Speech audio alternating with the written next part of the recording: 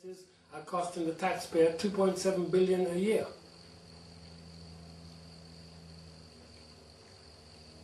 So when it's addressing drunkards, it's a big, big problem. In Joel chapter 1, verses 9 to 12, we are told of the wasting away of all the fruit and the grain being destroyed, so that they were unable to make grain offerings. You know, it says in verse 9, the meat offering and the drink offering is cut off from the house of the Lord. The priests, the Lord's ministers mourn. Same thing is repeated in Joel 1:13. Then says, gird yourselves and lament, ye priests, howl ye ministers of the altar. Come, lie all night in sackcloth, ye ministers of my God, for the meat and the drink offering is withholden from the house of your God. So while the people were being drunkards, they weren't in a position to make wine offerings.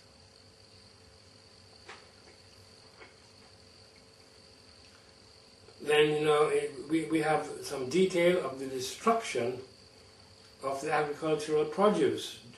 Joel chapter 1 verse 10, the field is wasted and the land mourneth, for the corn is wasted, the new wine is dried up, the oil languisheth.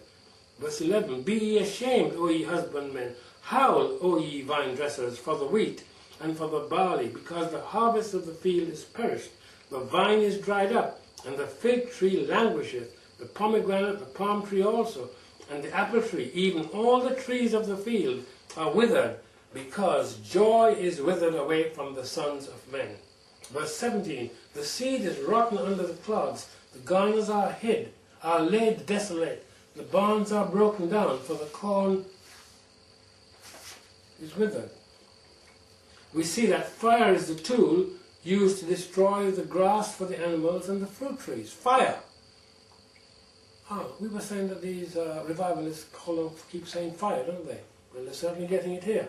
Joel chapter 1:19, O Lord, to thee will I cry, for the fire hath devoured the pastures of the wilderness, and the flame hath burnt all the trees of the field.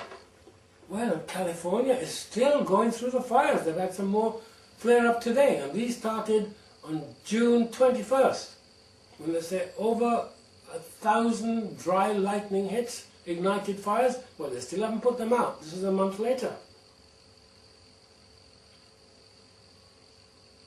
You know, this is the activity. What we are speaking, all this destruction, is the activity of a very well-equipped and exceedingly powerful army of human beings.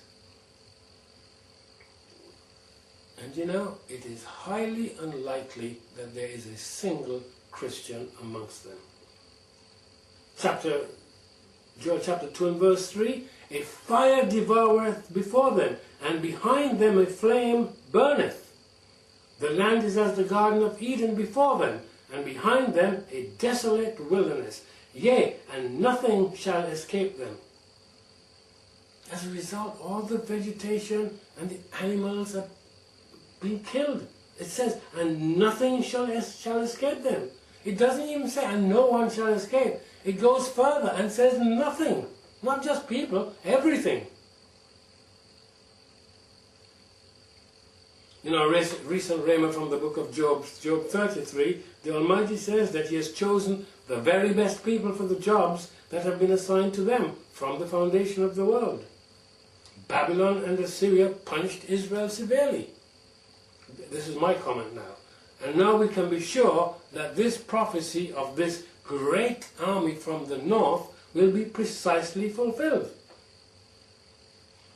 Joel chapter 2 verse 4 compares this army to horses and horsemen, which is very interesting, because this just shows the fearlessness of the army. The appearance of them is as the appearance of horses, and as horsemen, so shall they run. You can see why the horse is used by the Eternal by looking at how He defines the horse, how He explains the horse. And of course, you don't put cowards on horses, do you? You don't just look at the races, like Aintree, where you see these horses absolutely chasing to enormous fences and they go over. And battle is much worse. Job 39:19, this is what the Eternal says. Hast thou given the horse strength? Hast thou clothed his neck with thunder? Canst thou make him afraid? Afraid as a grasshopper. The glory of his nostrils is terrible. He poureth in the valley, and rejoiceth in his strength. He goeth on to meet the armed men. He mocketh at fear, and is not affrighted. Neither turneth he back from the sword. Job 23, the quiver rattleth against him, the glittering spear and the shield. He swalloweth the ground with fierceness and rage. Neither believeth he that it is the sound of the trumpet. Verse 25, he saith among the trumpets, Ha, ha, and he smelleth the battle afar off, the thunder of the captains and the shouting. This is the quality of the army we're speaking about. Joel chapter 1 verse 18, how do the beasts groan? The herds of cattle are perplexed, because they have no pasture. Yea, the flocks of sheep are made desolate. Verse 20, chapter 1, the beasts of the field cry out also unto thee, for the rivers of water are dried up, and the fire hath devoured the pastures of the wilderness. All this destruction is wrought by the army of God. And you see what an important part fire plays. And this isn't the fire that these revivalists keep talking about. This is real fire. A destructive fire.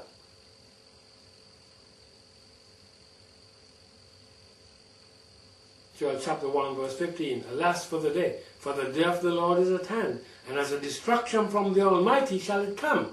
Joel chapter 2 verse 11, and the Lord shall utter his voice before his army, for his camp is very great, for he is strong that executeth his word.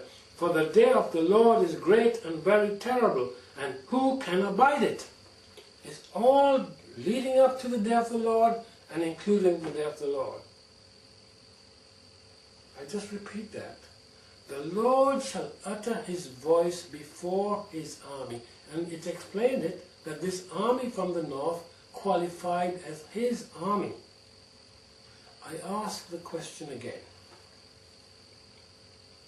Does this in any way, shape or form sound like a Christian army? Whether it be adults or children. Does it sound like they are carrying out any sort of revival whatsoever? With people speaking in tongues, going through the tunnel of fire and being slain in the spirit? I think not. This is an army of judgment. And that is where we will end this first part, and we will continue on another tape separately, because I like to keep my tapes to under an hour with the second part. So thank you for watching the first part, and I say cheerio for now from the Babylon Report with the message, there will be no revival, and make sure you tune in to the second part. And cheerio until the next time.